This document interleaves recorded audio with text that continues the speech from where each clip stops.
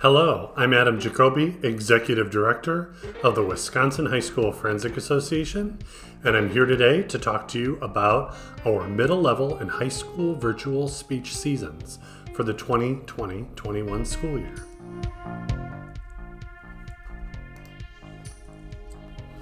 So first I'll start by explaining why it matters and why we're online. So first of all, why it matters. I think most of the people watching this video will understand that we do speech because it makes a difference in young people's lives. It gives them something to look forward to, an incentive to do well in their studies and maintain the eligibility grade point and other expectations within a school. And it provides them an outlet for creativity as well as the development of their skills. It's been proven to work online. When everything was shut down and canceled in spring of 2020, the National Speech and Debate Association's national tournament made plans to pivot and move online, just like the International Thespian Festival did by the Educational Theater Association. And today, many of our peer state associations are running their contests online. In fact, most of them are, with very few invitational tournament exceptions. And that's because most school districts refuse to open up their classrooms to outside guests because they're already trying to figure out how to keep things sanitized for their own enrolled students, much less keeping a sanitized space for students who are constantly moving around for speech contests, and then re-sanitizing and deep cleaning those classrooms after the contest before the regularly enrolled students in that building return. It also is the most commonly accessible means. So let's discuss how virtual contests work. By and large, most of the WHSFA's contests, all of our middle level festivals, and our sub-district and district festivals for sure will use an asynchronous format instead of live, and that will be done statewide. So there will be no individual or regional contests. The state office will actually manage everything across the board. Students will record videos either at home or with their coach in a classroom. And when students are recording in a classroom, we do advise that if they are in proximity to the coach or vice versa, that masks be worn. But if there's a significant difference, that can be done at a distance, and everyone can be safer in that regard. Coaches will submit videos, and I'll explain a little bit about how that will work, but that will be done as part of the registration process. And adjudicators and students will be able to log in at their convenience, hence the asynchronous, to see videos from assigned virtual rooms and be able to enjoy those. So that interscholastic nature of what we do, particularly from the student standpoint of being able to listen and learn from their peers, will actually remain intact in this asynchronous format, thanks to a lot of creativity by Ben Stewart, the programmer at SpeechWire, who provides the main infrastructure for continuing to run our contests. When registering, therefore, coaches must provide email addresses for their adjudicators. They must provide email addresses for students, and they will need to collect permissions and release forms for students to participate electronically. That's because of a lot of cyber liability laws that exist, and it's basically a way to cover your liability, both from the school standpoint as well as the association standpoint, which WHSFA must do in terms of working with minors. Adjudicators will have a window of time, a certain amount of dates, to evaluate online. They'll actually be able to type their comments in and select a score in each of the 5 evaluation areas. And then the state office, once that adjudication is complete, will release the feedback to coaches. Coaches will have some degree of moderating the feedback before they then release that feedback directly to the student email accounts that the coaches provided. And then they'll be able to have discussions with students about that feedback they received and re-record and submit a new video for the next contest level. If a coach is unable to record, they can resubmit a previous video. Say a student heaven forbid, should get COVID-19 and be unable to re-record, the previous video the student did can be resubmitted. But we highly discourage that. We want students learning from the process as they go, and so therefore recording new videos along the way. They only record one video for each contest, so sub-district, district, and state, rather than for each round, with the exception of storytelling, extemporaneous speaking, impromptu, and radio news reporting. And I'll talk about some specifics with each of those categories in a little bit. In terms of submitting videos, coaches will use a common video file format, for example, .mp4. They'll be able to utilize Dropbox, and WHSFA will have a Dropbox submission link, or they can put an unlisted video on YouTube or on Vimeo, which are video sharing services.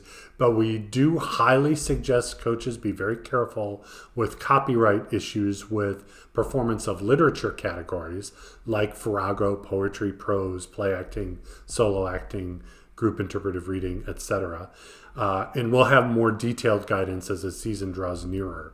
But Dropbox is the safest way to handle it when it comes to copyright permissions. We ask that when coaches submit those videos, they use a naming convention that includes the contestant codes as established in SpeechWire and should not identify the school in the video name, or if posted on YouTube or Vimeo, the channel name. So please don't call it lacrosse forensics or lacrosse speech.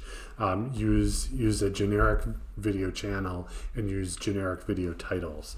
Again, to just keep everything above board and impartial for adjudicators. So for the middle level, January 27th will be the deadline for online registration statewide for all middle level schools that are participating. And then about a week later, February 3rd, will be when level 1 videos are due. So coaches, we highly suggest that you begin the process of recording the videos, perhaps even ahead of January 27th. But that's when we need to know all of the information, and then the video links or the files would be submitted by February 3rd. Then between February 5th and 10th, adjudication will happen of those videos. The adjudicators will log into SpeechWire, complete their electronic evaluations, submit them, and then afterwards, coaches will be able to view them and have additional time to practice with students.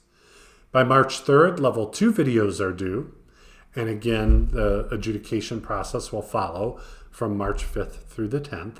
And then in mid-March, the state office will ship stickers, which are participation stickers. Those will replace the traditional certificates for this year, but we will continue to use red and blue ribbons depending on how students are evaluated at the level 2 contest.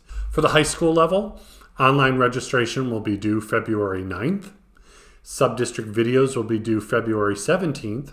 Sub-district adjudication will happen from February 19th through the 24th. And then again, a period of time to soak in that feedback and work with students to re-record. And then March 16th will be the deadline for district videos, and district adjudication will happen between March 18th and the 24th. Now, we're aware that in March, spring breaks typically happen, so it is up to coaches to register earlier if they need to. And we will work with coaches and schools to make sure that adjudication happens when it needs to. Additionally, at the sub-district and district level, we will have an option for live extemporaneous speech, impromptu speech, and radio news reporting.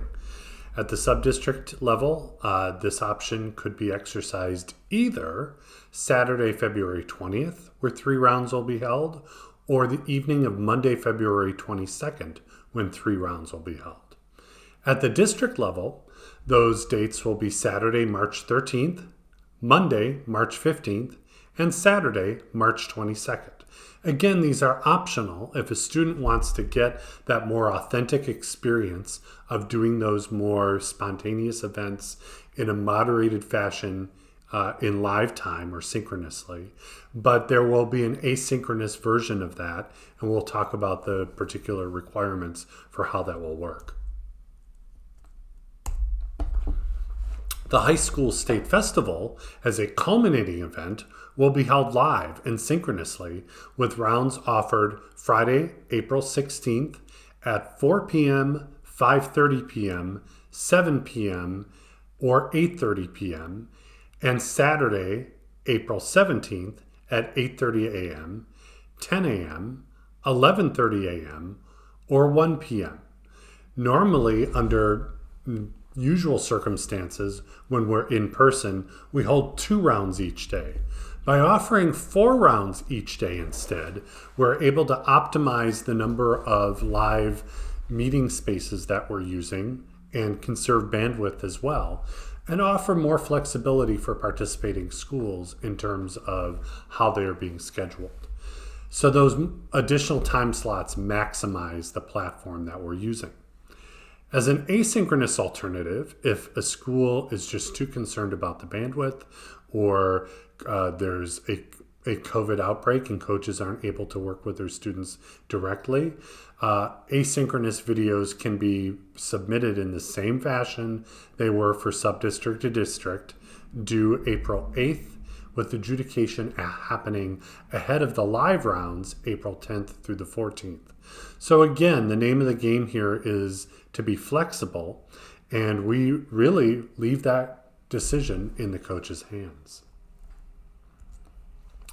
In fact, if there are problems with the live synchronous participation of any entry, we are giving them an additional opportunity to present an asynchronous video as kind of a makeup, with videos submissions due April 21st, with adjudication of those happening April 22nd through the 25th.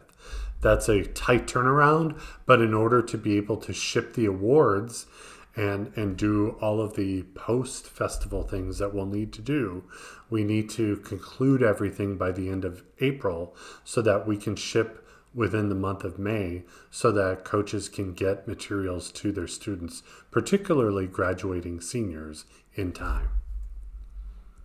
We have a number of rule adaptations that we have made for this virtual season, including the requirement that only 1 adjudicator qualifying score instead of 2 will be required to move on to the next festival level. The last festival, which at the middle school level is level 2, or at the high school level is the state festival, has the same standards for awards as we always have. There will be no category entry limits this year. This is to encourage as much participation as possible, especially since many students are losing the opportunity to participate in other school activities, as well as limited number of invitational contest availability for schools. So this still gives every single student who wants to a meaningful opportunity to participate. There will also be no overall entry limits for a school. So again, maximizing participation for every child who wants the opportunity to this year. And we're not bound by space in school buildings or on a university campus as we normally are. So again, why not give every student the potential to participate?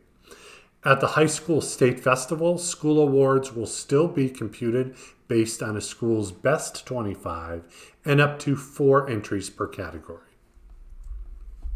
For group categories and 2-person demonstration speaking, we do encourage smaller groups just for safety and feasibility. And again, because there aren't entry limits, it doesn't matter, right? You can spread students among more entries that way. Video files uploaded for adjudication, particularly for the sub-district and district level, may be recording a video conference of the students in the group with them in different locations, with no post-production editing allowed other than to piece together separate video files if that needs to be done, or to correct audio or video sync or bandwidth issues. Synchronized speaking and choral reading, unfortunately, does not work well in video conferences, so students in a category like group interpretive reading have to be a little bit creative in terms of how they do choral reading, where there might be a slight repetition or something utilized instead of synchronous speaking as they would normally do. The other option is captured in-person video with a single take, no post-production editing. All students must be socially distanced except to move or cross past one another, and they always must wear masks. No taking the masks off, please. And in play acting and demonstration speaking, they may not touch at all. In extemporaneous and radio, when the students participate in a live or synchronous meet, as we will be scheduling, as you heard earlier, there will be a virtual prep room where they will draw their material or questions, and we'll have a protocol for that. 30 minutes before speaking, they begin their prep, of course, and then they move to their virtual contest room once their preparation period is over and at their appointed speaking time. Asynchronously, we will provide questions to coaches at a specified time within 48 hours of the video deadline, and that will be communicated to coaches as the season draws nearer. The coach will arrange a time with each contestant, either in person, via video conference, or via text message or some type of email type of message to students, to share 5 questions of which the contestant will select one. A video of that contestant's presentation should be recorded and finalized with a coach within 45 minutes to allow some time for technical considerations. So in that asynchronous format, we're allowing a little bit more time, but again, that efficacy and the honor system is what we're holding coaches and contestants to. Impromptu will work in much the same way. For live synchronous contests, the adjudicators and contestants will be assigned to a room, and the adjudicator will facilitate the drawing of prompts just as they would at an in-person festival. For asynchronous meets, the WHSFA will provide the coach with prompts. The coach will schedule a time to meet with each student and will present the 3 prompts. The student will select one, and the coach will begin recording and timing once the contestant selects their prompt, reciting it aloud. And then that entire process will be submitted for evaluation by the adjudicator.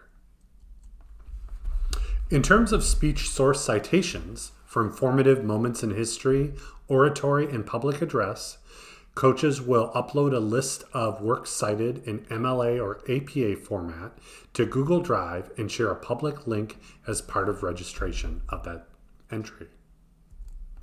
In storytelling, students will record a story for each of the 3 areas WHSFA has assigned this year, submitted by the coach with each story assigned to a different round for adjudication.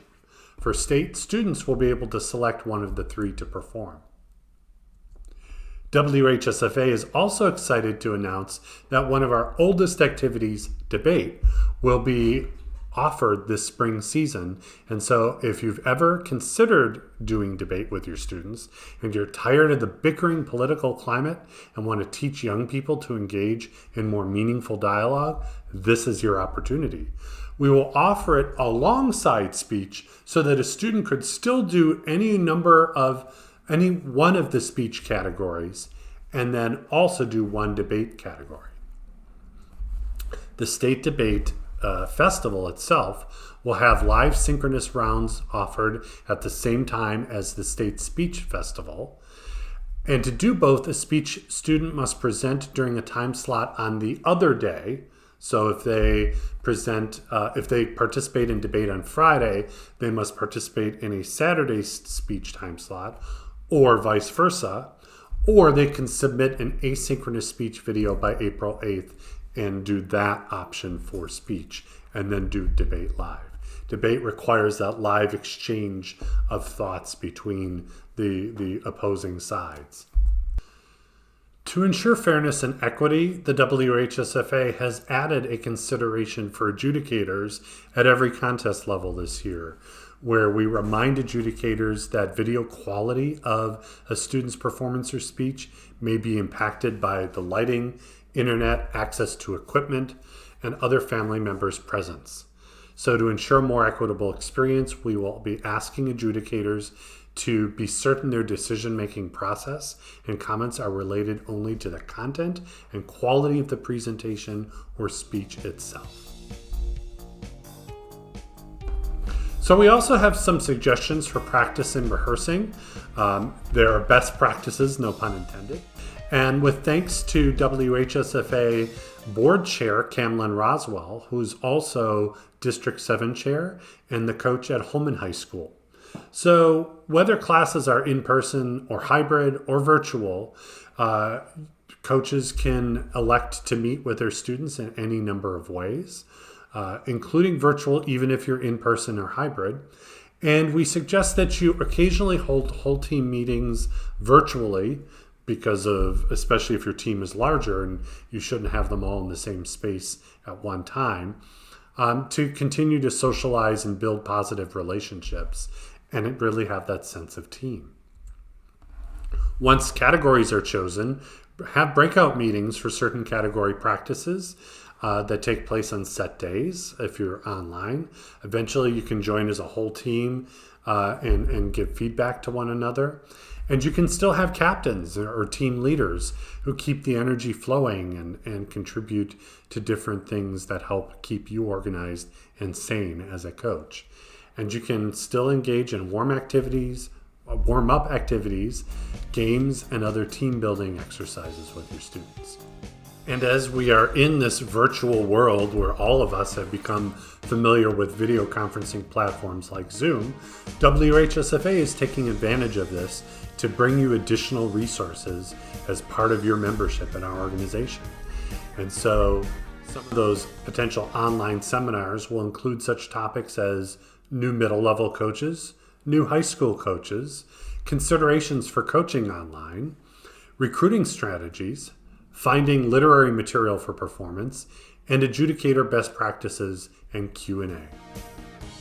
Likewise, adjudicator certification will work just a little bit differently this year in some aspects, particularly for the initial training course, which the first part of which is still online, but instead of having in-person practicum workshops, those will be live Zoom meetings, and participation and interactivity in the Zoom meeting is expected as a prerequisite for certification. Renewal certification, however, will continue to be entirely online. Finally, the WHSFA is committed to advocacy for schools and coaches to keep your speech programs going. And one of the biggest barriers that we are finding is that school administrators don't really understand that this is the most accessible activity their students could be doing right now interscholastically. The Wisconsin Department of Public Instruction reminds us that our core philosophy across the state in every school district is considering the whole child.